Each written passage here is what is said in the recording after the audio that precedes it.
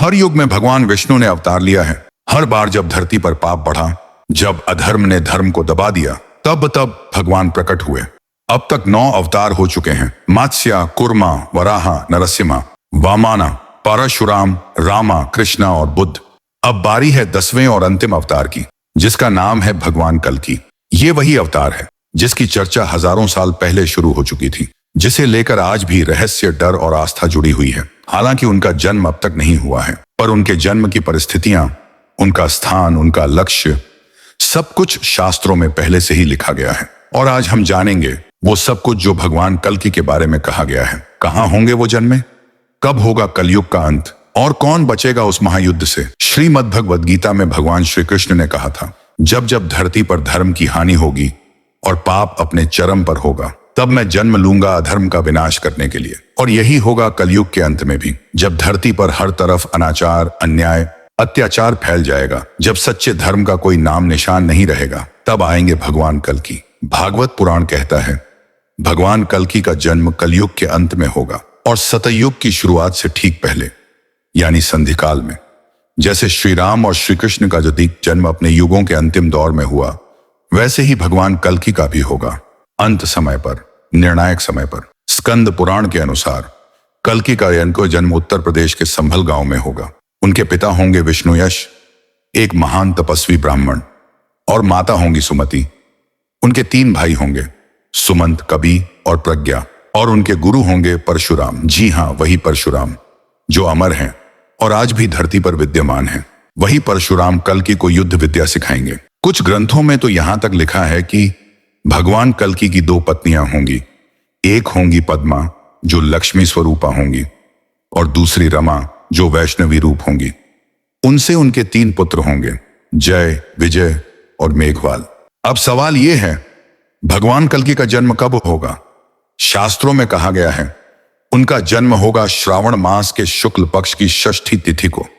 लेकिन कौन सा साल होगा, यह किसी ग्रंथ में नहीं बताया गया है। इसी दिन को आज हम कल्कि जयंती के रूप में मनाते हैं। भगवान कल्कि का जीवन सामान्य नहीं होगा। उनका बचपन संघर्षों से भरा होगा। उन्हें कई कठिनाइयों से गुजरना पड़ेगा, पर वो समाज से दूर रहेंगे, लोगों की नजरों से छिपे रहेंगे। उनके अनुयायी भी छिपे हुए होंगे, जिन्हें कोई नहीं पहचानेगा। लेकिन जैसे ही समय आएगा, वो सब एक साथ प्रकट होंगे, और साथ होंगे 74,000 महायोद्धा, जो महाभारत काल के योद्धा रहे होंगे। पुनर्जन्म लेकर लौट आएंगे युद्ध करने। भगवान कल्कि के साथ होंगे 64 धर्मगुरु और 8 सेनापति। पर ये सब वैष्णव नहीं होंगे, बल्कि साधारण गृहस्थ जीवन जीने वाले लोग होंगे। अब जरा कल्पना कीजिए, कलयुग का वो अंतिम समय कैसा होगा। लोग विवाह को सिर्फ एक कॉन्ट्रैक्ट मानेंगे, बिना विवाह के साथ रहेंगे। धर्म का पालन बंद हो जाएगा। शिष्य गुरु की आज्ञा नहीं मानेंगे। बेटे अपने माता पिता का अनादर करेंगे। धन, बल और दिखावा ही धर्म कहलाएगा। हत्या, अपहरण, ये सब आम बातें बन जाएंगी। और फिर आएगा वो क्षण जब भगवान कल्कि प्रकट होंगे, एक सफेद घोड़े पर सवार होकर, हाथ में चमचमाती दिव्य तलवार लिए, जिसके एक ही वार से पापियों का नाश होगा। फिर होगा महायुद्ध, जिसमें अच्छाई और बुराई आमने सामने होंगी। धरती पर त्राही त्राही मच जाएगी।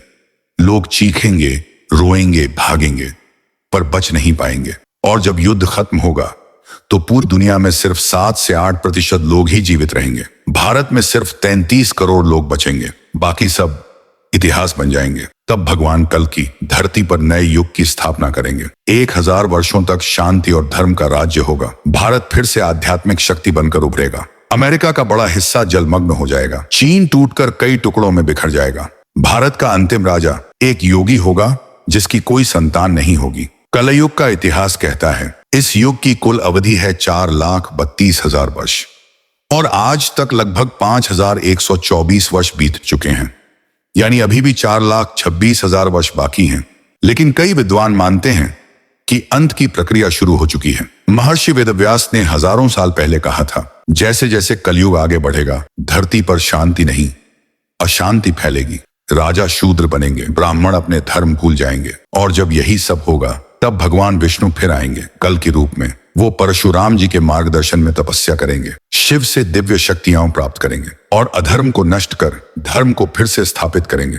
तो दोस्तों, अब फैसला आपका है। क्या आप उस समय तक जीवित रहेंगे, और क्या आप धर्म के मार्ग पर हैं? अगर हैं तो डरो मत, क्योंकि कल की उन्हीं को बचाएंगे जो प्रभु के चरणों में समर्पित होंगे। अगर यह कथा आपको ज्ञान दे तो इसे दूसरों तक जरूर पहुंचाएं। राधे राधे। हर हर महादेव। जय जय श्री विष्णु।